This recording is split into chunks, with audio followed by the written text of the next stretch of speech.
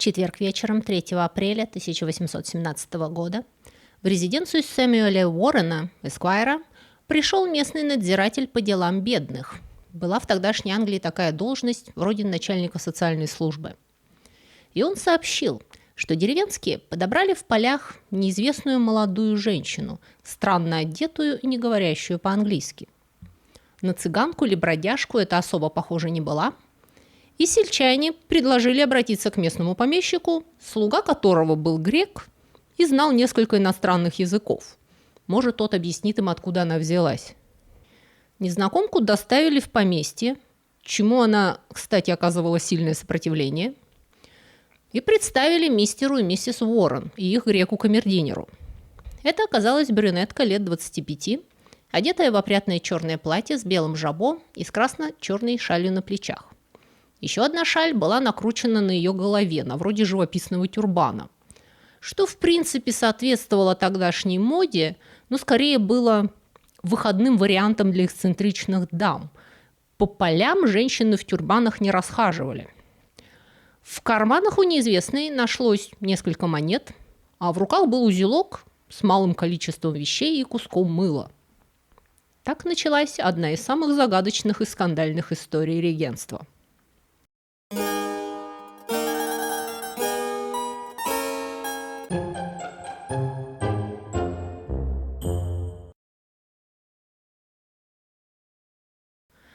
Попытки поговорить с ней ни к чему не привели, только камердинер уверенно заявил, что она кто угодно, только не гречанка. Никакие фразы на разных иностранных языках, на которых к ней пытались обратиться, она не понимала. Бормотала какую-то белиберду, но, увидев на гравюре на стене экзотический фрукт ананас, очень оживилась и несколько раз воскликнула «На нас! На нас!», что впечатлило образованных англичан. Потому что английский язык единственный, на котором этот плод так не называется. Он называется почему-то диким именем пайнэппл. Должно быть, эта женщина прибыла из далеких восточных краев, догадались англичане, и попробовали ее покормить. Когда ей предложили еду, экзотическая незнакомка повела себя с большим достоинством и для начала прочла, закрыв глаза рукой, что-то на вроде непонятной молитвы. От мяса она отказалась и поела только овощей.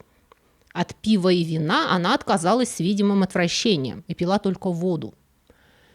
Когда ее отвели в комнату с постелью, она попыталась улечься спать на полу, и ее еле уговорили воспользоваться этим удобством.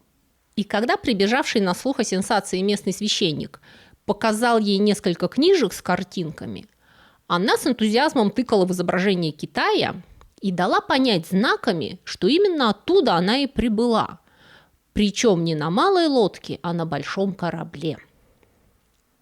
Все это время незнакомка демонстрировала большую печаль и в целом вызывала у всех, кто ее видел, и не только интерес, но и сочувствие. Росту она была среднего, стройная, черноглазая и черноволосая, с хорошим цветом лица и отличными зубами. В целом, на взгляд англичан, которым нечасто доводилось встречать гостей из загадочного Дальнего Востока, она была похожа скорее на испанку или черкешенку, чем на китаянку. Но кто их знает, этих иностранцев? Дотошное описание ее внешности включает следы от сережек в мочках ушей и то, что руки ее были нежными и, по видимости, непривычными к труду. Держалась она скромно, но с достоинством, и внешность имела в целом очень привлекательную, но улыбается она нам с гравированного портрета так, что любой человек, который знает людей, скажет, что на этой девице клейма негде ставить. Отсутствие мозолей на руках – это общая примета для принцессы-мошенниц. Так вот, хозяйка поместья, миссис Уоррен, была женщиной сердобольной и жалостливой, но дурой она не была. И поэтому она приказала слугам выйти и, оставшись с незнакомкой наедине, сказала ей следующее. «Любезная, сдается мне, что вы нас дурачите. Если вас к этому принудил голод и бедственное положение, откройтесь мне, и я вас не буду наказывать. Я дам вам денег и отпущу на все 4 стороны, но только при условии, если вы сейчас же скажете мне правду.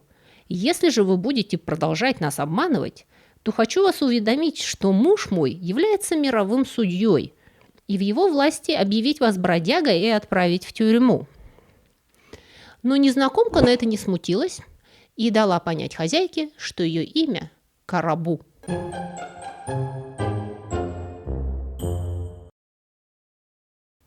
Таким образом, вороны получили себе в подшефные загадочную экзотическую иностранку, о которой вскоре заговорят по всей округе. Кто она? Откуда взялась? Неужели впрямь из Китая? Друзья воронов начали приходить на нее посмотреть и приводить с собой знакомых иностранцев, пытаясь с их помощью разгадать тайну ее происхождения. Большинство, включая газеты, сходились во мнении, что ее зовут Карабу. Но были и оригиналы, считавшие, что это не ее имя, а название ее страны. Над Британской империей в те годы уже практически не заходило солнце, что не означало, что на земном шаре не оставалось глухих уголков, куда не ступала нога белого человека.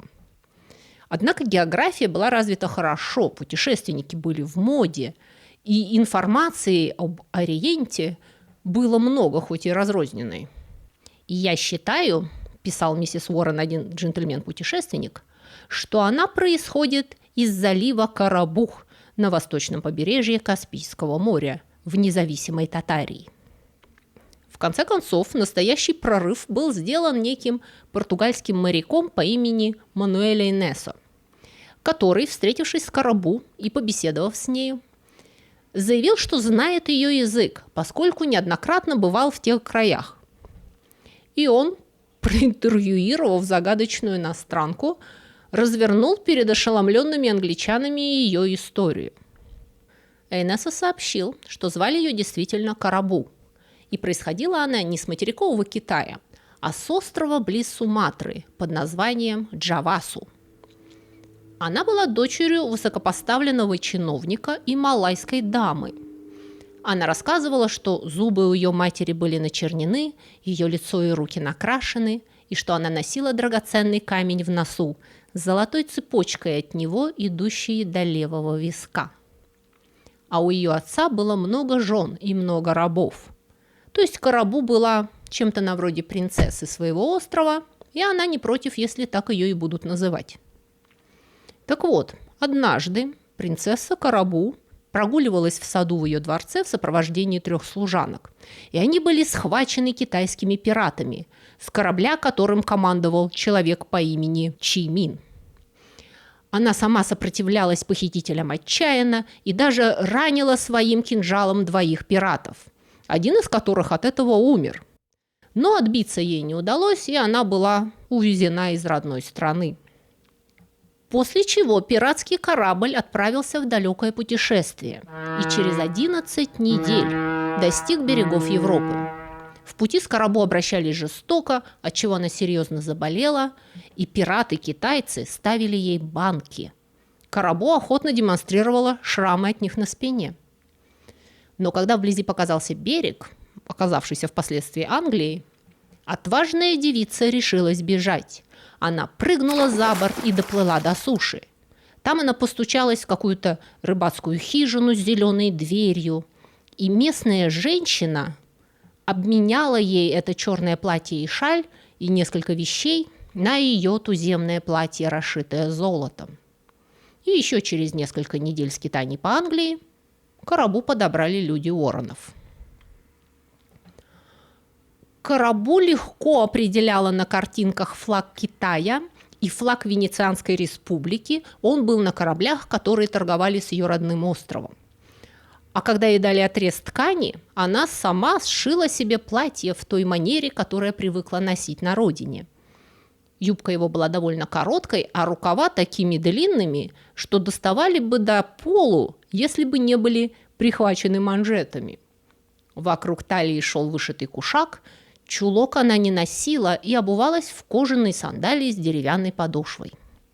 Волосы она закручивала на макушке с помощью длинной спицы. Карабу рассказывала много подробностей, живописных и ужасных, о жизни ее острова, где были и черные каннибалы, и пляски вокруг костра, и войны, и поклонение идолам.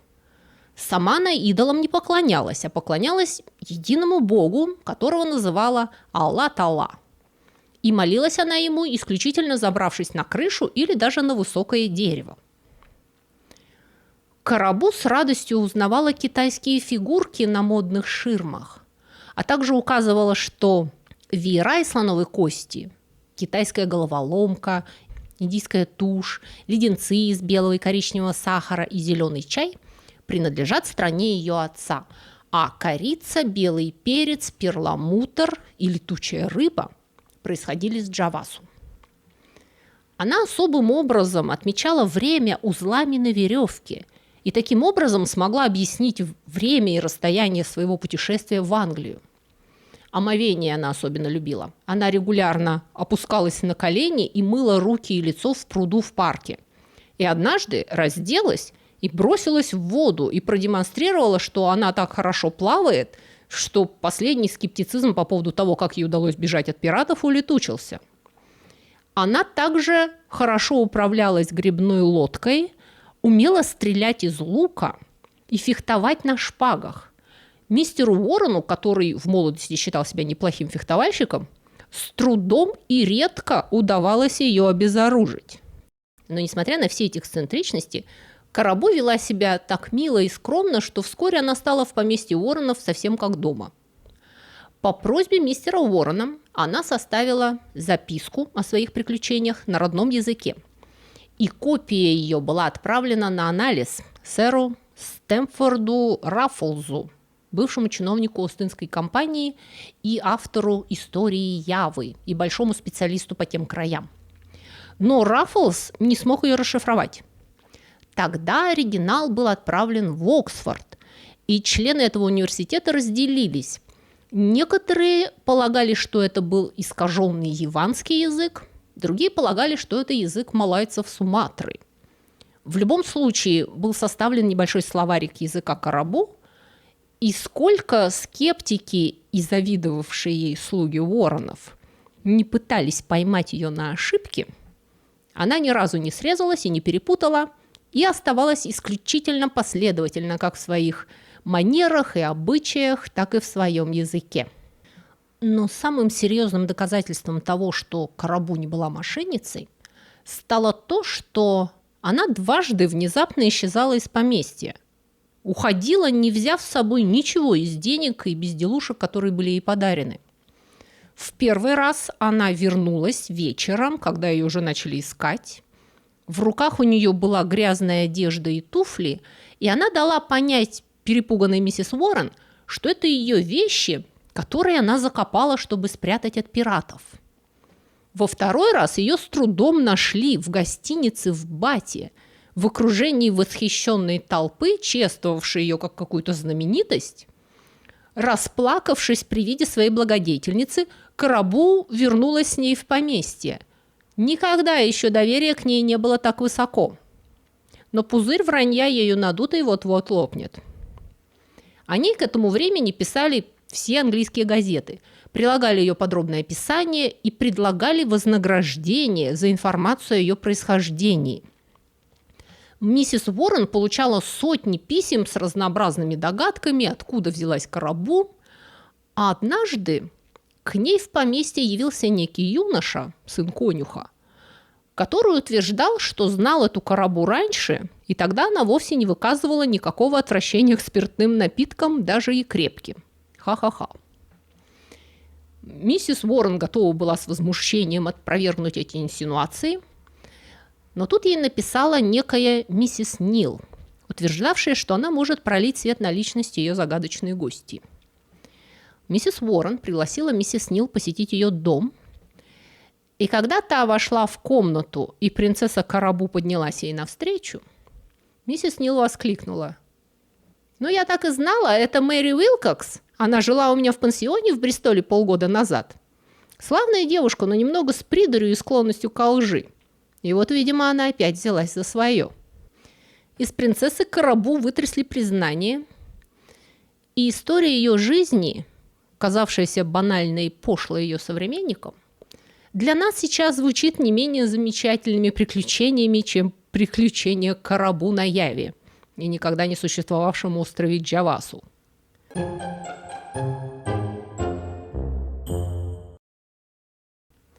Она родилась в Девоншире в бедной, но приличной семье.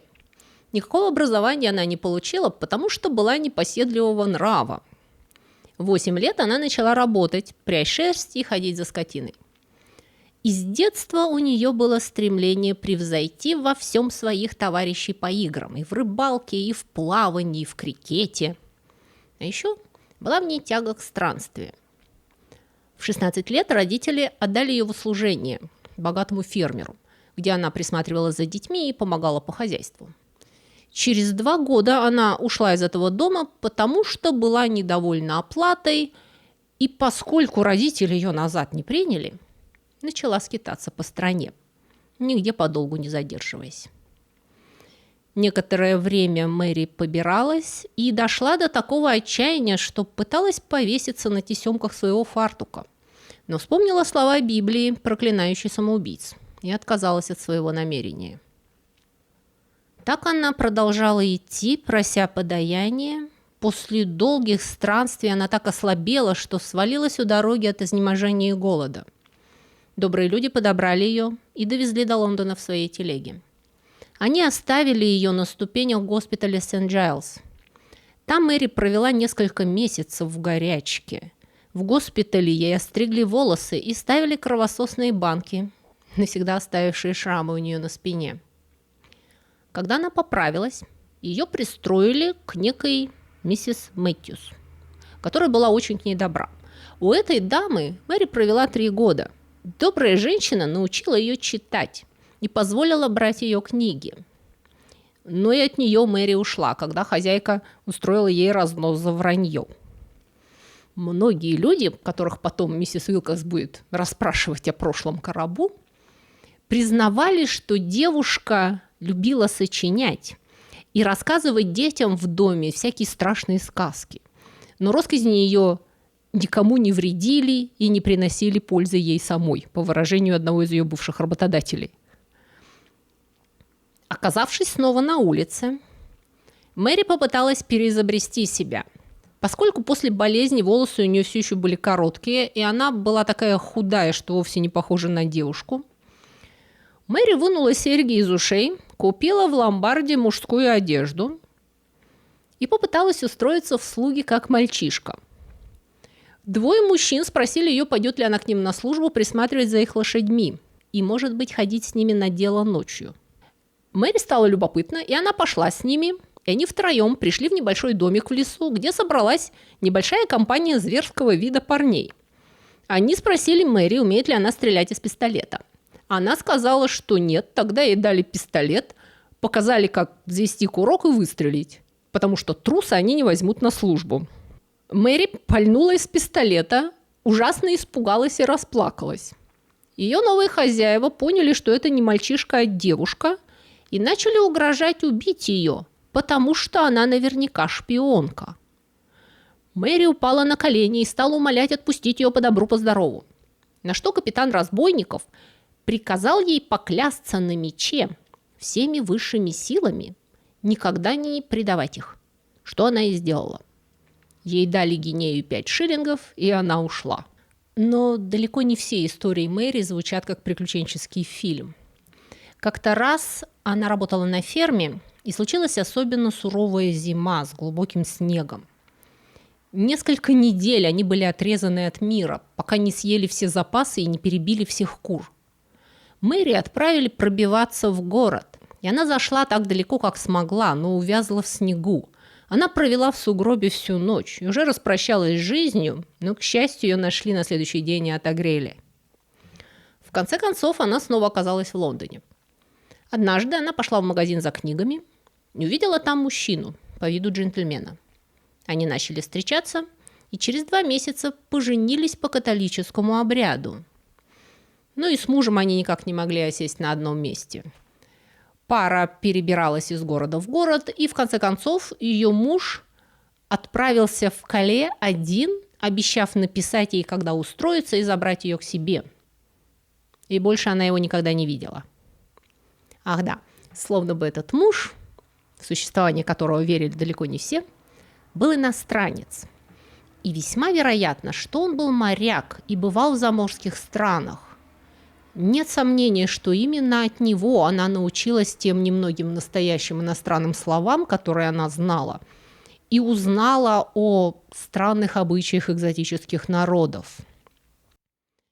В любом случае, он бросил ее беременной и без гроша. Мэри родила, будучи в прислугах у некой миссис Кларк, и та посоветовала ей отдать младенца в приют. Мэри ходила справляться о здоровье сына каждую неделю, но он все равно вскоре умер, как многие дети в то время. А его мать снова пустилась странствовать по стране.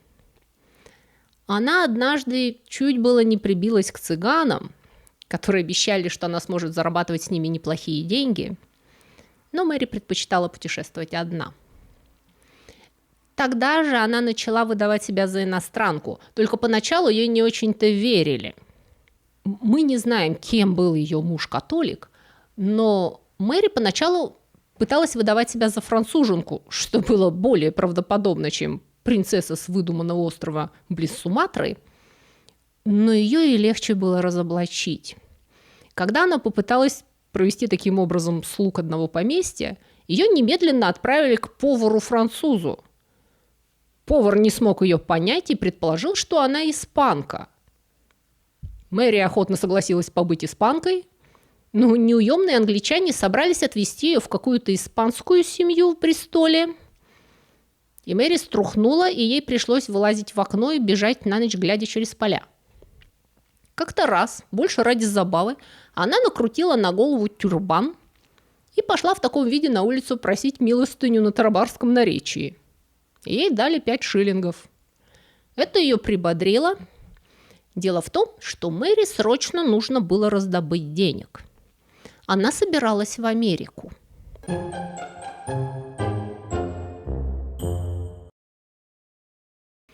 В тот раз, когда она на день исчезала из дома миссис Уоррен, а потом вернулась с какими-то грязными вещами, Мэри сделала рывок в Бристоль. Там ее должен был ждать корабль, который увезет ее в новый свет. Вся эта история с принцессой Карабу имела конкретную цель. Мэри нужно было собрать 5 фунтов, чтобы оплатить свой проезд в Америку. Может быть, она разыскивала отца ее ребенка, или просто ненасытная жажда странствий гнала ее за горизонт. Но когда она побиралась и работала в прислугах в приморских городах, она периодически наведывалась в порт и узнавала, нет ли среди судов такого, который отправляется в Америку и возьмет ее на борт. И вот однажды ей сказали, что через 15 дней из Бристольского порта отплывает судно, которое берет пассажиров. Но ей нужно заплатить за проезд довольно большую сумму, какую Мэри, вероятно, в глаза не видела. 5 фунтов тогда было больше месячной зарплаты квалифицированного ремесленника. И Мэри пришла в голову, что, притворяясь иностранкой, ей, может быть, удастся за такой короткий срок раздобыть достаточно денег. На сцену выходит принцесса Карабу. Миссис Уоррен, получив достаточные доказательства правдивости рассказа ее протеже, согласилась, к полному восторгу девушки, обеспечить ей проезд в Америку. Корабль, с которым раньше сговорилась Мэри, уже ушел, но миссис Уоррен договорилась с капитаном другого корабля, и она снабдила Мэри одеждой и деньгами на жизнь, пока она не сможет найти работу в Филадельфии. Мэри Уилкокс, принцесса Карабу, отплыла в Америку 28 июня 1817 года. А 13 сентября в Бристольском журнале было напечатано письмо, якобы от сэра Хадсона Лоу, губернатора острова Святой Елены, где тогда томился в изгнании император Наполеон. В письме этом утверждалось, что после того, как направлявшийся в Филадельфию корабль с прекрасной Карабу был разбит штормом у берегов острова, бесстрашная принцесса бросилась в маленькой лодке в бушующее море, добралась до берега и так очаровала низвергнутого императора, что он обратился к папе Римскому за разрешением жениться на ней. Холли Голайтли. Вот кого она мне напоминает. «Завтрак у Тиффани». Конечно, книга, а не этот кошмарный фильм.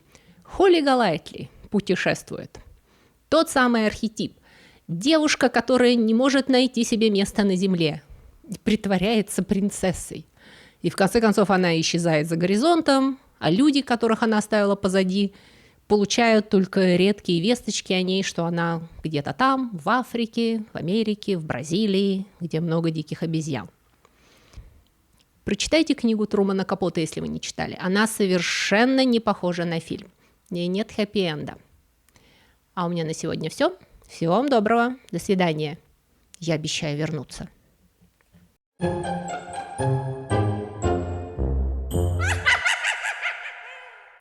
Друзья мои, если вы скучаете между субботами и хотели бы больше и чаще узнавать всякие интересности, касающиеся истории и культуры, и особенно истории бескультурья, то вы можете подписаться на мой блог на Бусти или Патреоне. Эти два блога абсолютно одинаковые, я там пишу одно и то же. Просто Бусти умеет принимать оплату российскими платежными средствами, а Patreon принимает разные международные кредитные карточки. И на этих блогах я почти каждый день публикую занимательные рассказы с картинками. Это на первом уровне подписки. А на втором уровне вы еще получите доступ к дополнительным коротким видео. Кроме того, если вам не нравится вся эта реклама, которую в вашей стране вставляет в мои видео YouTube, это еще одна причина подписаться на блоги, потому что там я размещаю субботние видео без рекламы и на 15 минут раньше, чем на YouTube. Это для тех, кто к субботе конкретно соскучился. Еще один немаловажный ништяк для подписчиков – это возможность бесплатно скачивать мои художественные книги. Ссылку на онлайновый магазин, где вы можете их купить, я, кстати, тоже размещу внизу в описании. И последнее, но не по важности, причина подписаться на мой блог – вы тем самым поддерживаете этот канал и даете мне возможность все мое рабочее время посвящать вам. На сегодня у меня все. Всего вам доброго и до скорых встреч.